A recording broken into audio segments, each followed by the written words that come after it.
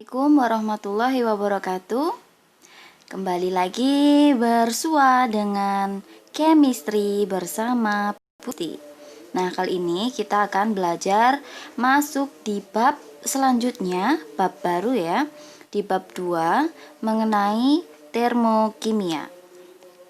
Nah, di termokimia itu kita akan mempelajari diantaranya membedakan sistem dan lingkungan, menjelaskan tentang perubahan entalpi ya, perubahan entalpi nanti ada simbolnya juga, membedakan reaksi eksoterm dan endoterm berdasarkan data percobaan, maupun membedakan reaksi eksoterm dan endoterm berdasarkan diagram energi. Nah, selain itu juga menuliskan persamaan termokimia suatu reaksi. Kita mulai dari sistem dan lingkungan dulu ya. Sebenarnya sebelum ke sistem lingkungan, termokimia itu apa sih? Nah, termokimia itu merupakan ilmu yang mempelajari tentang reaksi kimia, tentu ya, reaksi kimia dan perubahan energi yang menyertai atau yang terlibat, energi panas ataupun energi yang lain, seperti itu ya. Nah, berhubung ini termo itu artinya panas, berarti energi yang spesifik terlibat adalah energi panas. Jadi reaksi kimia yang melibatkan energi panas, gitu ya. Nah, di samping ini ada gambar, ada suatu tabung, sistem, lingkungan, dan semesta. Perbedaannya apa? Mari kita simak ya. Semesta itu semua yang meliputi lingkungan dan sistem. Untuk sistem itu yang menjadi titik fokus kita atau yang terjadi reaksi di sana ataupun titik acuan kita itu di sistem. Sedangkan lingkungan itu berada di luar sistem ya. Ibu kasih contoh ya. Contoh dari sistem itu misalkan kita membuat suatu, jadi ada gelas berisi air panas ditambah dengan gula, lalu kan diaduk. Nah, sistemnya yaitu larutan gulanya. Larutan gula yang ada di dalam gelas itu adalah sistemnya. Nah, lingkungannya apa? Lingkungan itu hal-hal yang ada di luar sistem ya. Lingkungannya bisa kita katakan adalah gelas. Gelas itu sendiri merupakan lingkungan dan udara di sekitar gelasnya atau di atasnya juga bisa gitu. Kalau kita bedakan secara spesifik gini, gelas itu berisi air panas lalu ditambahkan gula, kan diaduk, gulanya larut, sehingga sistem yang kita amati adalah larutan gulanya. Nah, lingkungannya apa? Tadi panas itu kan dari air panasnya. Nah, lingkungan itu adalah gelas. Gelas itu kan mengalami perubahan, awalnya dia biasa, dan sekarang ketika sudah ada sistem air panas dan gula, larutan gula itu tadi, gelasnya menjadi panas juga. Terkadang ada uap. Uap itu kan berada di udara di sekitaran gelas, terutama di atasnya gitu. Bisa dipahami ya Nanda ya. Sistem itu yang spesifik atau fokus yang kita amati. Lingkungan itu di luar sistem itu lingkungan, dan yang mencakup lingkungan dan sistem itu adalah semesta. Bisa dibedakan ya, lingkungan dan sistem. Nah, untuk sistem itu sendiri ada beberapa jenis. Yang pertama adalah sistem terbuka. Sistem terbuka, di mana sistem ini memungkinkan terjadinya pertukaran materi dan energi dari sistem ke lingkungan atau sebaliknya.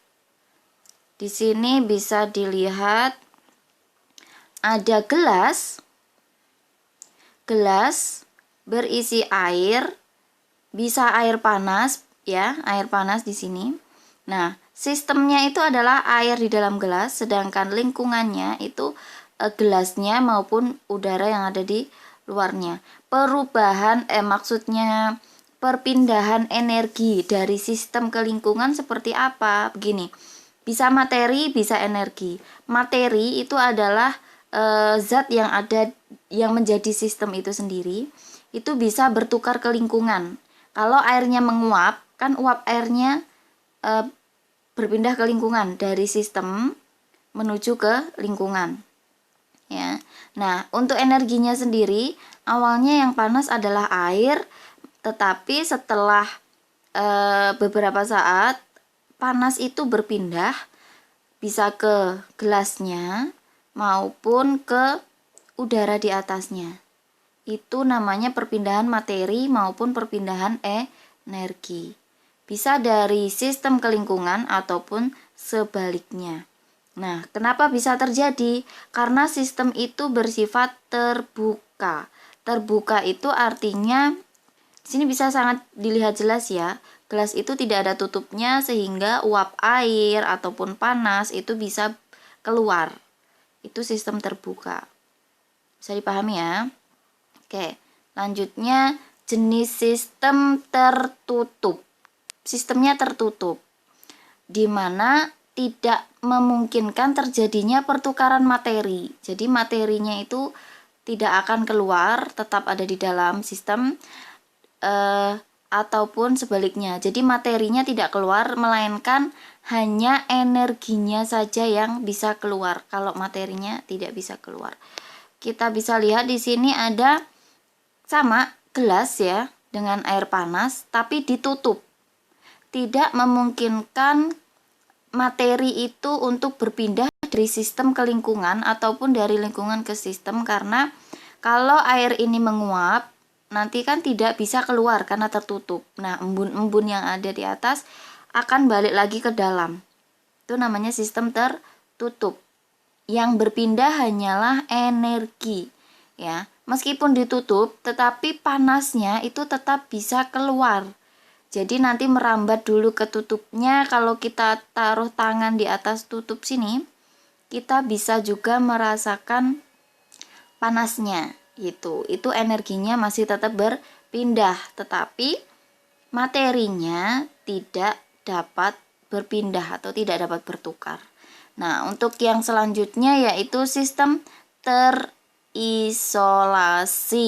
di mana tidak memungkinkan terjadinya pertukaran materi maupun energi dari sistem ke lingkungan ataupun sebaliknya. Contohnya adalah ketika gelas itu tadi diisolasi atau dimasukkan ke dalam sebuah tabung vakum gitu ya. Ini nanti biasanya dia tahan panas karena mengisolasi energi agar panasnya tidak keluar ke lingkungan. Jadi kalau di sini sistemnya itu air dan gelasnya ini. Nah, lingkungannya yaitu udara di sekitar. Contoh di kehidupan nyata sistem terisolasi meskipun tidak terlalu sempurna yaitu termos. Jadi ketika kita menuangkan air panas, kita berharap panasnya kan tidak keluar ya, meskipun nanti selang 3 hari atau selanjutnya itu panasnya agak berkurang. Itu tetap terisolasi, tetapi ada sedikit yang keluar. Tapi kan dia masih bisa mengisolasi dalam jangka waktu beberapa jam. Itu namanya sistem terisolasi. Materi, jadi uapnya tidak mungkin juga keluar, panasnya juga dijaga. Seperti termos ya, termos air panas gitu. Bisa juga termos es. Es itu kan dijaga biar tidak meleleh, artinya panas yang dari lingkungan tidak masuk ke sistem, yaitu esnya itu tadi. Itu termos terisolasi. Bisa dipahami ya untuk jenis-jenis sistem. Lanjut. Nah, kita belajar tentang perubahan entalpi. Perubahan entalpi. Entalpi itu sendiri disimbolkan dengan H, perubahan itu delta. Ini dibaca delta H ya. Delta H. Perubahan entalpi yaitu penambahan ataupun pengurangan energi suatu zat dalam suatu proses perubahan energi yang berlangsung pada tekanan tetap. Jadi ketika ada penambahan atau pengurangan energi pada saat tekanan tetap, itu namanya perubahan entalpi, simbolnya delta H ya. Nah, delta H ini nanti dia punya nilai positif maupun negatif tergantung di reaksinya. Oke, next. Di jenis-jenis reaksi kita mempelajari yang pertama reaksi eksoterm ya, berhubungan masih dengan delta H atau perubahan entalpi ya. Bagaimanakah reaksi eksoterm itu? Di sini dijelaskan reaksi eksoterm itu reaksi yang melepaskan kalor dari sistem ke lingkungan. Kalor itu energi panas gitu ya. Dari sistem ke lingkungan. Di sini dituliskan bahwa delta H atau perubahan entalpinya yaitu entalpi produk dikurangi entalpi reaktan akan bernilai kurang dari 0 atau negatif. Ya, kurang dari 0 atau negatif. Itu dinamakan reaksi eksoterm ketika delta H bernilai negatif. Ya. Dari diagram reaksi kita bisa melihat bahwa di sini ada contoh NaOH direaksikan dengan H2O. Maaf, maksudnya ini ya, Na natrium direaksikan dengan air menghasilkan NaOH dan juga gas hidrogen. Nah, kalau dilihat dari diagram, tanda panah ke bawah artinya delta H bernilai negatif sebesar minus 367,5 kilojoule. Kilojoule ini energinya ya. Satuannya adalah joule, bisa juga di kilojoule juga. Jadi ketika natrium direaksikan dengan air membentuk basa NaOH dan melepaskan gas H2, ini perubahan entalpinya negatif sehingga reaksi terbentuknya NaOH itu disebut reaksi eksoterm dengan tanda kalau kita di percobaan itu ketika natrium ditambahkan dengan H2O nanti akan terjadi perubahan atau pelepasan panas dari sistem. Jadi sistemnya itu kan reaksi antara natrium dengan air. Ini sistemnya. Nah, panasnya kemana? Panasnya itu bisa ke wadah. Kalau kita pegang wadah gelas bekernya saat maupun tabung reaksinya, itu nanti awalnya biasa, lama-lama akan panas.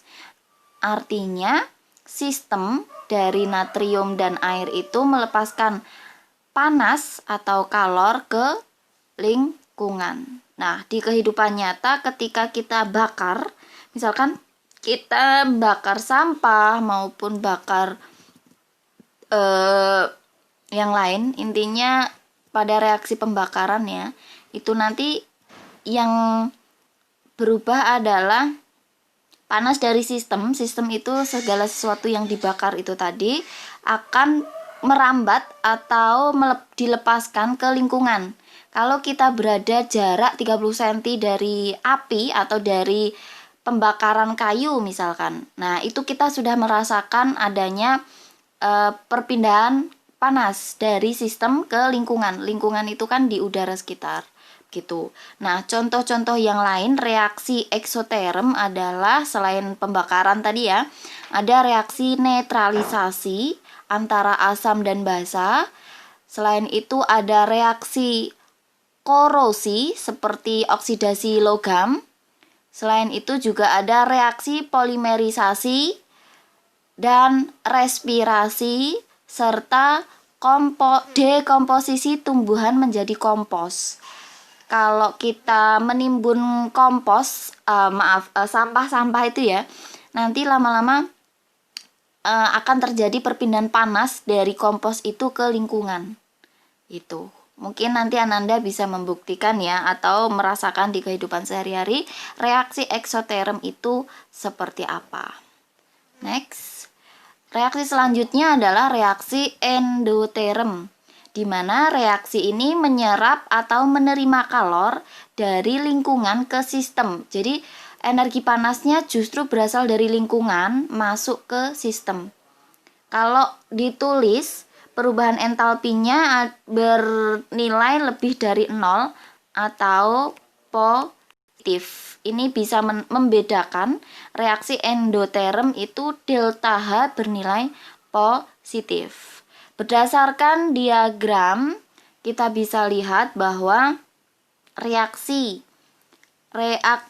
dari NaHCO, natrium karbonat, dengan HCl menghasilkan NaCl dan H2O serta gas CO2. Delta H bernilai positif 11,8 kilojoule ya. Positif di sini artinya reaksinya endoterm atau membutuhkan panas atau menyerap atau menerima panas dari lingkungan masuk ke sistem. Jadi kalau dalam percobaan bisa dirasakan natrium karbonat itu nanti ketika ditambahkan asam, gelas kimia atau gelas tabung reaksinya itu akan menjadi bukan panas tetapi dingin. Kenapa? Jadi panas dari lingkungan itu berpindah ke sistem sehingga suhu lingkungannya kan turun. Maka kita rasakan di gelas itu akan semakin dingin. Nah, contoh dalam kehidupan di antara lain ini, es batu yang meleleh. Jadi awalnya es batu ini kan suhu dingin gitu ya, dia beku. Ketika dia mendapatkan panas dari lingkungan, panasnya masuk, maka dia akan mengalami ini meleleh gitu. Karena mendapatkan panas dari lingkungan. Panasnya masuk, bisa dipahami ya. Contoh yang lain selain melelehnya es batu itu ada fotosintesis, ada cracking alkana, ini kebalikannya polimerisasi ya. Cracking itu yang di bab 1 ya. Cracking itu pemecahan dari yang besar menjadi yang kecil-kecil. Kalau polimerisasi itu kan dari kecil-kecil digabung jadi besar. Selain itu ada reaksi dekomposisi termal. Itu reaksinya termasuk endoterm. Lihat, endoterm kalor dari lingkungan masuk ke sistem. Delta H bernilai positif. Bisa dipahami ya? Kalau nanti berupa diagram, delta H-nya positif, panahnya ini kan pasti 0 di sini ya. Panahnya itu justru ke atas karena semakin ke atas delta H-nya semakin besar. Paham? Oke, next. Nah, untuk persamaan termokimia, persamaan reaksi yang disertai informasi tentang jumlah mol zat bereaksi ya, dan hasil reaksi yang ditunjukkan oleh koefisien persamaan reaksi.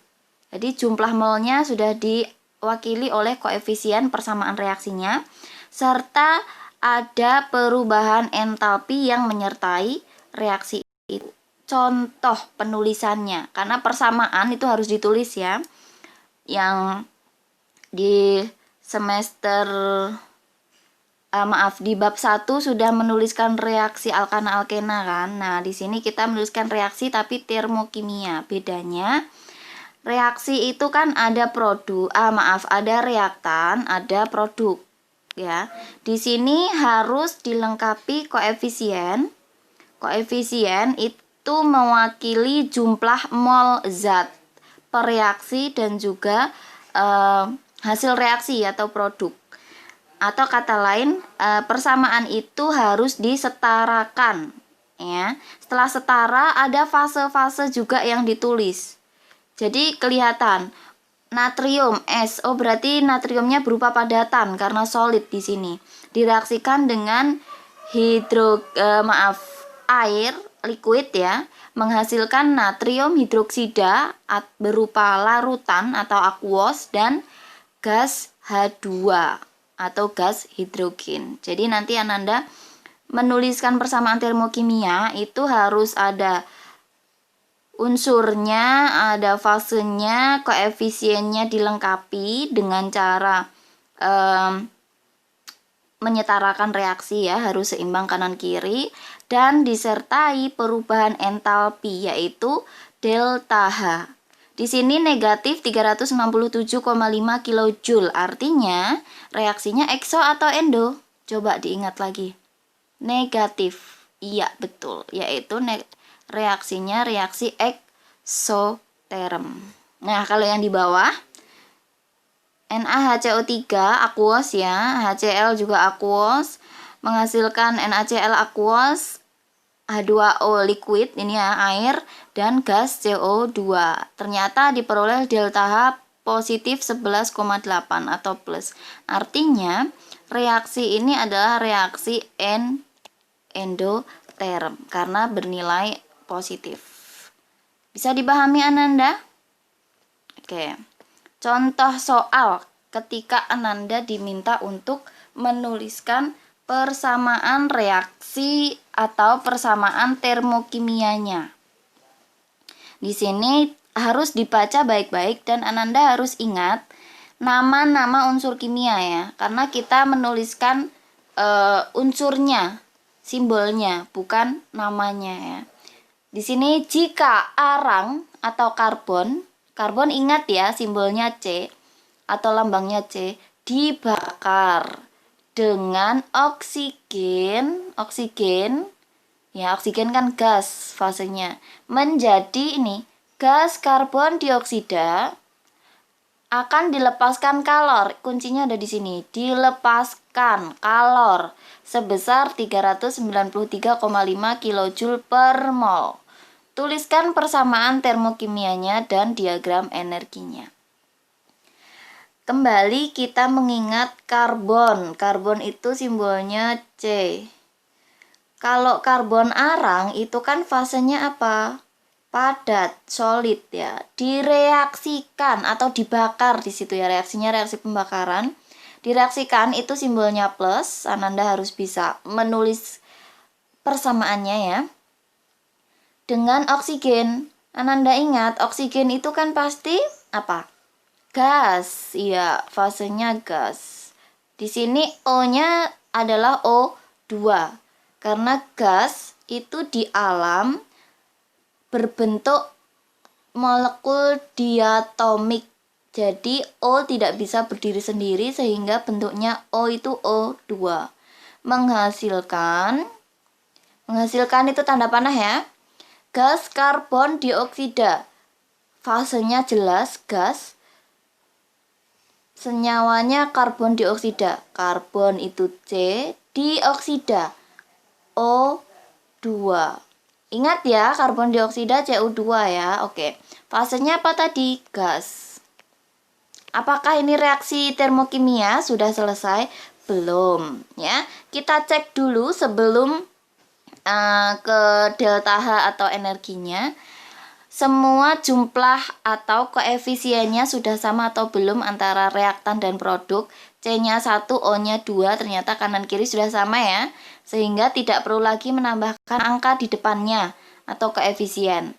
Kecuali jumlah kanan kiri untuk unsur-unsurnya belum sama. Ananda harus menyetarakan. Menyetarakan dengan gimana? Sudah dipelajari waktu kelas 10 ya. Nanti dipelajari kembali. Oke? Nah, sekarang kita tuliskan energinya. Di sini kan jelas dilepaskan. Delta H-nya dilepaskan. Itu berarti melepas. Melepas itu negatif. Kalau menerima itu yang positif itu. melepaskan kalor sebanyak 393,5 kilojoule per mol. Nah, nanti di sini Ananda melepaskan itu artinya kalor dari sistem dilepaskan ke lingkungan. Ingat ya, kalau sistem ke lingkungan artinya eksoterm. Nah, ini adalah persamaan termokimia yang sudah lengkap. Dimintanya kilojoule per mol karena di sini koefisiennya 1 yang tidak dituliskan. Di sini mewakili 1 mol. 1 mol ya. Nah, 1 mol melepaskan berarti delta hanya negatif. Oke. Tuliskan persamaan termokimia dan diagram energi. Persamaannya sudah selesai ya. Diagram energinya seperti apa? Jadi diagram energi nanti Ananda menggambarkan diagram energi seperti pada contoh sebelumnya ya. Diagram energinya itu di sini nanti reaktannya ada di bawah. Dia kan ini kan negatif, berarti awalnya karbon direaksikan dengan oksigen ya, O2. Itu hasilnya adalah CO2. Nah, kenapa panahnya turun? Karena eksoterm. Yang awalnya di sini ini energi kilojoule ya. Di sini angkanya besar, turun menjadi kecil. Kalau awalnya 0, di bawahnya 0 kan negatif, maka dari itu panahnya turun. Ini namanya diagram energi.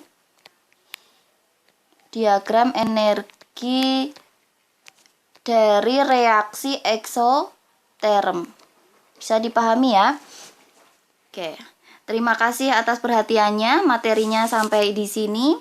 Kita ketemu lagi di video berikutnya ya dengan bab yang baru. Tetap semangat dan jaga kesehatan. Wassalamualaikum warahmatullahi wabarakatuh.